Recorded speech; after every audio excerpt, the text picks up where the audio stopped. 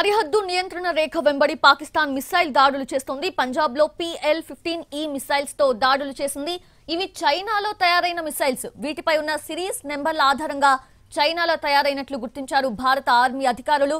పాకిస్తాన్ కు చెందిన jet fighter 17, J-10C యుద్ధ విమానాలతో ఈ మిసైల్స్ ని భారత భూభాగంలోకి జారవిడిచారు. ఈ మిసైళ్లను surface to air missile SAM తో తిప్పికొట్టింది భారత్. దీంతో అమృత్సర్, జలంధర్ నగరాల మధ్య మిసైల్స్ పడ్డాయి. అవి కింద పడ్డప్పుడు వచ్చిన భారీ శబ్దంతో స్థానికులు భయపడ్డారు. ఈ ఘటనలో 2 పాకిస్తానీ పైలట్స్ మృతి చెందారు. పాకిస్తాన్ జెట్ ఫైటర్స్ మోసుకొచ్చిన మిసైల్స్ ని గమనిస్తే అమృత్సర్ లోని గోల్డెన్ టెంపుల్ ని పాకిస్తాన్ టార్గెట్ చేసిందనే అనుమానాలు వ్యక్తమవుతున్నాయి. దీంతో గోల్డెన్ టెంపుల్ పరిసరాల్లో భారీగా పోలీసులు మోహరించారు.